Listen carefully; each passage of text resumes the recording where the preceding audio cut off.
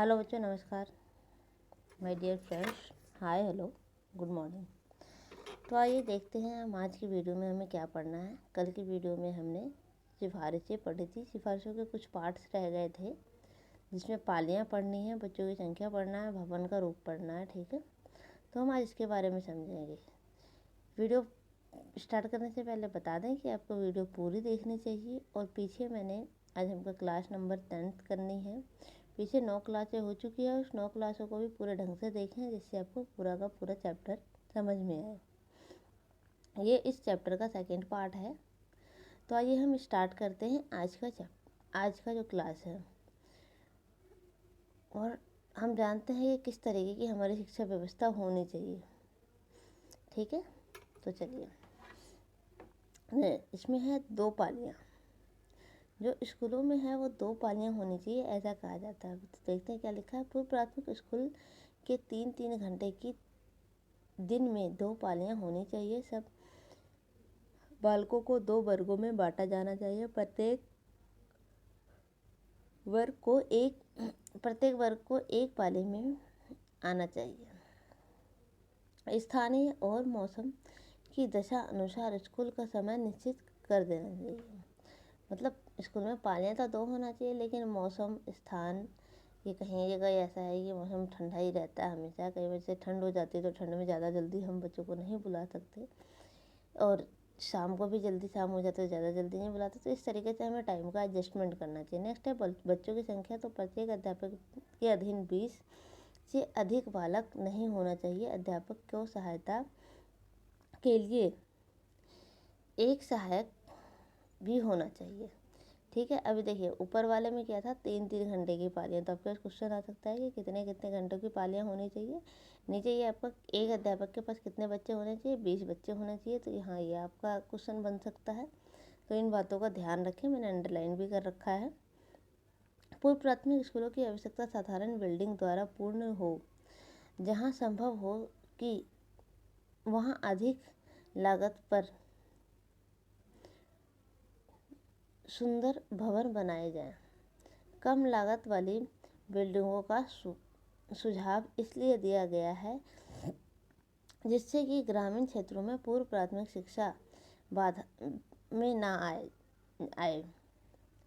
पूर्व प्राथमिक स्कूलों की आवश्यकताओं को देखते हुए विभिन्न भावनाओं के रूप रेखा तैयार की जाए। वह प्रयोग किसी विशेष क्षेत्र के लिए किए जाए। अब ऐसा तो है नहीं कि यहाँ पे प्राइवेट स्कूल की तरह हमें बिल्डिंग चार्ज लिया जाता है, या वो ये चार्ज लिया जाता है, वो चार्ज। यहाँ फ्री ऑफ कॉस्ट शिक्षा दी जाती है। तो ये सुझाव दिया गया है कि सरकार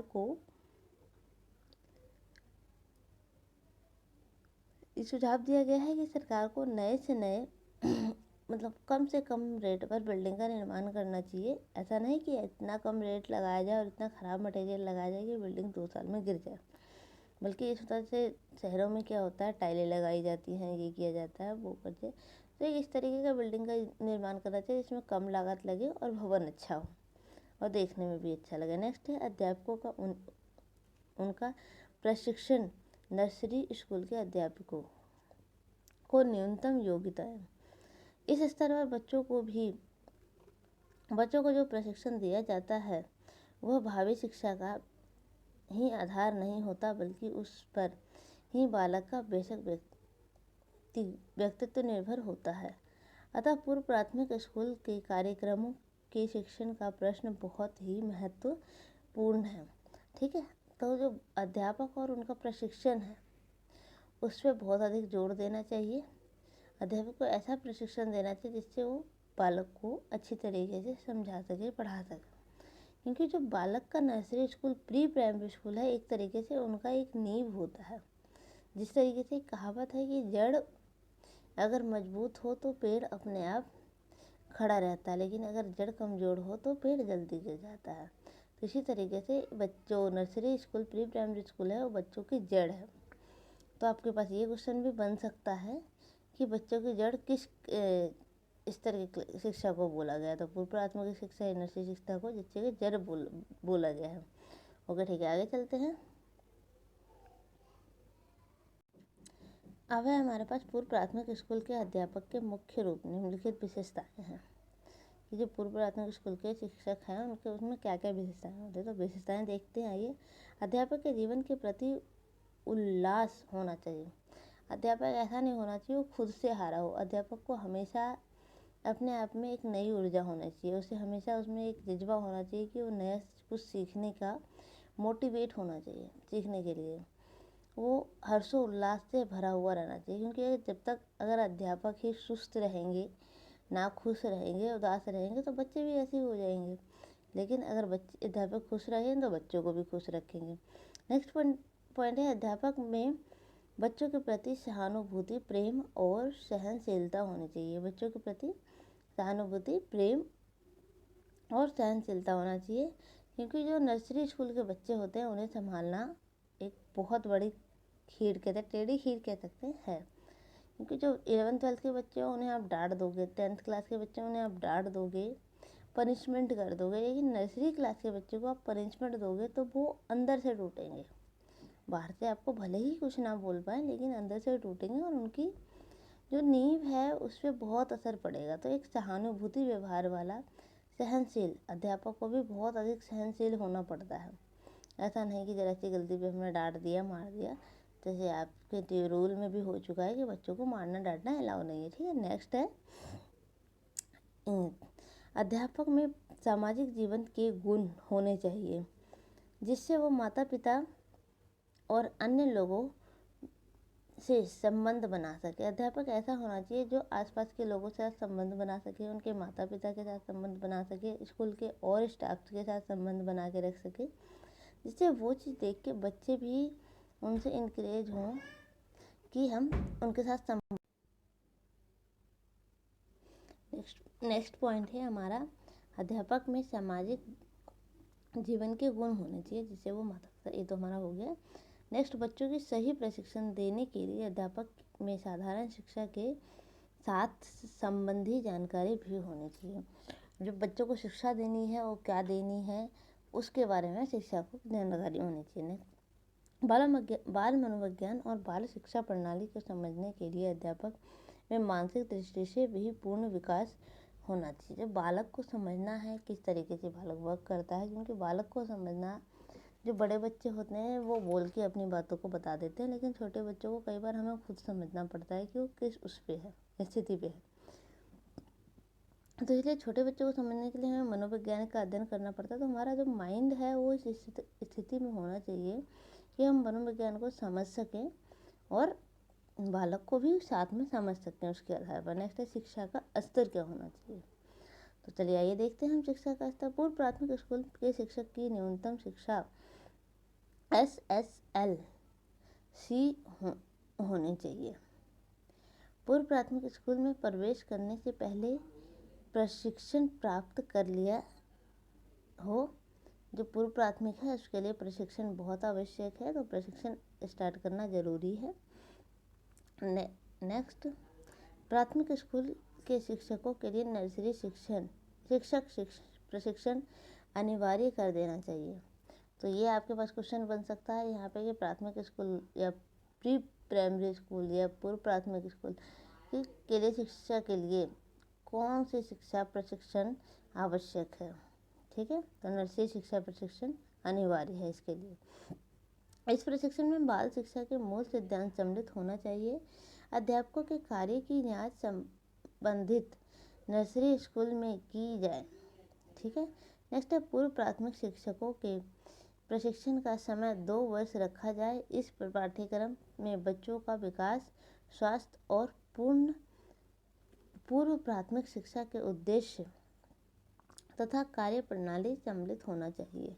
पाठ्यक्रम का एक प्रयोगात्मक भाग भी होना चाहिए, जिससे अध्यापक एक अतिरिक्त अध्यापक के रूप में पूर्ण प्राथमिक स्कूल के कार्य कर सके और उसके कार्य की जांच कर सके। इसी उद्देश्य से उसे किसी ऐसे गांव में कार्य करने को भेजा जाए जहां पूर्व प्राथमिक स्कूल स्थापित करने का विचार हो, अथवा किसी अस्पताल में बाल विभाग अथवा शिशु कल्याण केंद्र के कार्य करने का अवसर दिया जाए, जिससे वह उपकरणों का बनाना और प्रयोग करना पूर्ण रूप से सीख सके। आपने ट्रेनिंग के दौरान, आप सबने 2 साल की ट्रेनिंग के देखा होगा, ट्रेनिंग के दौरान 40 से 50 दिन का हमारा क्या होता है, टीचिंग एक्सपीरियंस होता है। वो एक्सपीरियंस हमारे लिए इससे ज़रूरी होता है कि जो मनोविज्ञान हम समझते हैं, पढ़ते हैं, उसके साथ साथ हम बच्चों को भी समझ सकें। ठीक है। नेक्स्ट है 6 महीने के अल्पकाल प्रशिक्षण कार्यक्रम बनाए जाएं, जिससे ऐसे प्राथमिक अध्यापकों को प्रशिक्षण दिया जा सके जो पूर्व प्राथमिक स्कूलों में कार्य करना चाहते हैं। यह पाठ्यक्रम 2 वर्षीय पाठ्यक्रम के अनुरूप ही हो। इस पाठ्यक्रम में सफलता पाने वाले लोगों को ही वही प्रमाण पत्र मिलना चाहिए जो 2 वर्ष के पाठ्यक्रम की समाप्ति पर दिया जाता है। ऐसे कुछ लोग हैं जो कि बिना नर्सरी प्रशिक्षण प्राप्त किए हुए स्कूलों में पढ़ा रहे हैं, तो उनके लिए एक छोटा जो टाइम पीरियड हो, 6 महीने का कोर्स चलाया जाए, लेकिन उस 6 महीने के अंदर उस 2 साल का पूरा एक्सपीरियंस दिया जाए। 2 साल में क्या क्या कराया जाता है वो मेन चीज़ें सारी बताई जाए। और उसके लिए भी डिप्लोमा कितने दिन का मिलना चाहिए, 2 साल का ही मिलना चाहिए। और नॉर्मली इसका टाइम पीरियड कितना होता है, 2 साल। अब यहाँ से भी आपको क्वेश्चन बन सकता है कि जो अल्पकालीन प्रशिक्षण होता है वो कितने टाइम का होता है, और जो कंप्लीट प्रशिक्षण होता है वो कितने साल का होता है। ठीक है, तो चलिए हम आगे देखते हैं। आगे है पाठ्यक्रम की समाप्ति पर पब्लिक एग्जामिनेशन होना चाहिए। उपरोक्त विषय के 4 पर्चे होने चाहिए। प्रयोगात्मक कार्य के भी अंक हो, जिसका आधार अध्यापकों का कार्य और शिक्षण संबंधी उपकरणों का बनाना और प्रयोग होना चाहिए।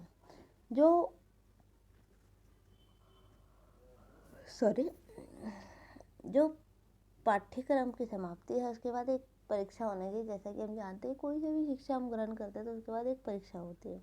तो उसके बाद एक प्रशिक्षण का, जिसका एग्जामिनेशन का हमारा वो होना चाहिए, अरेंजमेंट होना चाहिए, जिसमें सिर्फ हम आकलन कर सके, जो शिक्षण जो मेन है आकलन कर सके कौन सा इस बच्चे के इस प्रशिक्षण में पास हो गया है। जो पास हो जाएंगे उनको ये डिप्लोमा दे दिया जाएगा, जो 2 साल का दिया जाता है, प्रमाण पत्र दे दिया जाएगा और उसको प्रयोग किया जाएगा, उपकरणों का प्रयोग किया जाएगा। ठीक है। नेक्स्ट है पाठ्यक्रम की सफलतापूर्वक समाप्ति पर पूर्व प्राथमिक शिक्षा संस्था द्वारा प्रमाण देना चाहिए। पूर्व प्राथमिक स्कूलों में कार्य करने वाले सहायक की प्रशिक्षण प्राप्त किए होने चाहिए। पूर्व प्राथमिक शिक्षा केंद्रों में सहायकों के लिए भी 3 मास के लिए प्रशिक्षण पाठ्यक्रम होना चाहिए। इन्हें भी प्रशिक्षण के सफल होने पर प्रमाण पत्र दिया जाना चाहिए। मतलब यहाँ पे क्या है, जो हेल्पर्स हैं, जो मेन टीचर है उसको तो 2 साल का प्रशिक्षण देना चाहिए, लेकिन जो हेल्पर्स हैं उन्हें भी 3 माह का प्रशिक्षण देना चाहिए, जिससे थोड़ी बहुत चीज़ों की समझ हो। नेक्स्ट है सिक्स्थ पॉइंट, पूर्व प्राथमिक शिक्षा की संस्थाएं। अब इनकी संस्थाएं के बारे में बताएंगे कि संस्थाएं क्या कहते हैं, क्या कौन कौन सी संस्थाएं। शिशु कल्याण के कार्य को सफल बनाने के लिए बालवाड़ी प्रणाली को नया रूप देना होगा। पूर्व प्राथमिक स्कूल एक शिक्षा संस्था होने के साथ साथ एक समाज कल्याण संस्था भी है। बालवाड़ियों पर ध्यान देने से समाज कल्याण का कार्य उचित रूप धारण करेगा और परिणाम भी अच्छे होंगे। पूर्व प्राथमिक शिक्षा की व्यवस्था समाज कल्याण केंद्रों द्वारा की जाए। शिक्षा निरीक्षण और निर्देशन कार्य करने में शिक्षा विभाग सहायता करे। ठीक है। नेक्स्ट है पूर्व प्राथमिक शिक्षा के परिषद। ये क्या था, ये था कि संस्थाओं को क्या करना चाहिए। अब इसमें है शिक्षा का परिषद कैसा होना चाहिए। एक पूर्व प्राथमिक शिक्षा परिषद बनाई जाए जो कुशल सलाहकार संस्था का कार्य करे, जिसमें निम्नलिखित कार्य होने चाहिए। ऐसे कार्य जान लेते हैं। पूर्व प्राथमिक शिक्षा के विकास के सरकार को सलाह देना, समय समय पर भोजन का मूल्यांकन करना, जिससे यह निश्चित किया जा सके कि परिणाम संतोषजनक हैं और इस योजना का लाभ राज्य के सभी विभागों में समान रूप से हो रहा है, और इस संबंध में विस्तृत ब्यौरा सरकार के समक्ष रखना। पाठ्यक्रम, उपकरणों, भवनों, कर्मचारियों और ऐसे अनुभव जो योजना के लागू करने में प्राप्त हुए हैं के संबंध में सरकार को सुझाव देना। समाज कल्याण परिषद, शिक्षा विभाग आदि जैसे पूर्व प्राथमिक शिक्षा से संबंधित संस्थाओं में समन्वय स्थापित करने के उद्देश्य से सरकार को अनुभव देना, बच्चों की उपयुक्त पुस्तकें उपलब्ध कराने के लिए सरकार को सुझाव देना। तो ये सारे जो कार्य हैं ये किसके हैं? हमारे पूर्व प्राथमिक शिक्षा परिषद के कार्य हैं। आगे देखते हैं।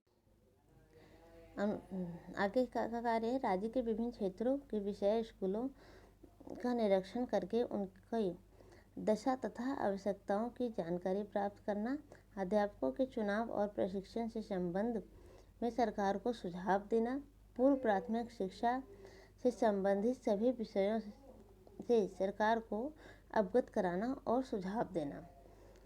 तो आगे अनुदान देना, जैसे जो फंड वगैरह होता है उसके लिए क्या है, राज्य के विभिन्न भागों में प्रचलित विभिन्न अनुदान नियमों को समाप्त करके एक ही प्रकार का नियम बनाने चाहिए। अनुदान का सिद्धांत यह होना चाहिए कि सरकार और निजी संस्थाओं का उत्तरदायित्व निभाना है। वास्तविक परिस्थितियों को देखकर सरकार को चाहिए कि वह अध्यापक के वेतन की सीमा और अनुदान का धन के रूप में दे। बिल्डिंग और उपकरणों के ऊपर खर्च होने वाले धन की निजी संस्थाएं एकत्र करें। अविलंब वेतन देने की व्यवस्था करें, मतलब जो वेतन में है वो देरी ना हो, क्योंकि अगर अध्यापक के वेतन में देरी हो, कहते हैं कि अगर हमारे पास खाना ही नहीं होगा तो हम काम क्या करेंगे। तो अगर हमें वेतन टाइम से मिलेगा तो हम खुश होकर आगे काम भी करेंगे। ठीक है। नेक्स्ट है सरकार द्वारा पूर्व प्राथमिक स्कूलों की स्थापना। यदि पूर्व प्राथमिक स्कूलों की स्थापना और इसके विकास की जिम्मेदारी स्थानीय संस्थाओं और निजी संस्थाओं की है, फिर भी सरकार को स्वयं भी स्कूल स्थापित करने चाहिए। इसमें क्या है, पहला है ऐसे क्षेत्र जो विशेष रूप से शिक्षा और आर्थिक क्षेत्र में पिछड़े हुए हैं, यहाँ करना चाहिए। दूसरा, ग्रामीण क्षेत्रों में आदर्श रूप से कार्य करना चाहिए। अब बालक की पुस्तक के ऊपर बात है, तो बालक की पुस्तक कैसे होना चाहिए? बालक की अच्छी पुस्तकों के लिए सरकार को सहायता दे और ऐसी गलती बनाए कि पुस्तकें खरीद कर स्कूलों को भेंट रूप में दें। सरकारी सहायता के द्वारा व्यक्तिगत लेखक बच्चों के लिए अच्छी पुस्तक प्रकाशित नहीं कर सकेंगे। ठीक है। सरकार को चाहिए कि वह लेखकों से उचित शर्तों पर पुस्तकें के प्रकाशन की जिम्मेदारी अपने ऊपर ले। तो जो लेखकों को है उन्हें उचित शर्तें दें और पुस्तकों को जो जिम्मेदारी है वो सरकार अपने ऊपर ले। तो इस तरीके की पुस्तकें होनी चाहिए। यहाँ पे कुछ चीज़ें कट गई हैं तो प्लीज़ उनका ध्यान रखिएगा, वैसे मैं बोल दे रही हूँ। नेक्स्ट है 6 वर्ष से कम आयु वाले बच्चों के लिए उपलब्ध पुस्तकों का संकलन किया जाए।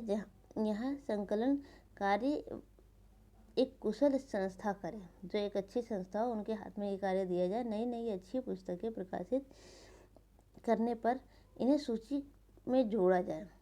बच्चों की किताबों का चुनाव करते समय विशेष ध्यान रखा जाए। इन पुस्तकों में मुख्य रूप से चित्र हों। बच्चों को, आपने देखा होगा, बच्चों को चित्र वगैरह बहुत पसंद है, तो इन बच्चों को जो है, जब पुस्तकों का हम निर्माण करें तो उसमें ज़्यादा से ज़्यादा फिगर्स हों और कलरफुल पिक्चर्स हो, क्योंकि बच्चों को कलर्स भी बहुत पसंद आते हैं, नेचर से वो रिलेटेड होते हैं। ठीक है। तो बच्चों का जो उदासीन बुक नहीं होनी चाहिए, जो बच्चों को समझ में ही ना आए, बस उसमें लिखा ही जा रहा है और कुछ पता ही नहीं चल रहा है क्या लिखना है। तो इस तरह की जो बच्चों की पुस्तक होनी चाहिए वो कलरफुल होनी चाहिए। तो ठीक है, हमने आज ये चीज़ें पढ़ी है, इन चीज़ों को कृपया ध्यान से दें और इसमें बहुत सारे इंपॉर्टेंट क्वेश्चंस बन रहे हैं। तो प्लीज़ इस पूरी वीडियो को देख के आप सारे इंपॉर्टेंट क्वेश्चंस अपना नोट करें। और वैसे मैं कोशिश करूँगी कि आगे अगर टाइम रहा तो आगे मैं इनको क्वेश्चंस भी करवाने की कोशिश करूँगी, लेकिन फिर भी आप अपनी तरफ से तैयारी पूरी रखिए, क्योंकि DSSB वालों को कुछ नहीं पता वो कब एग्ज़ाम ले ले।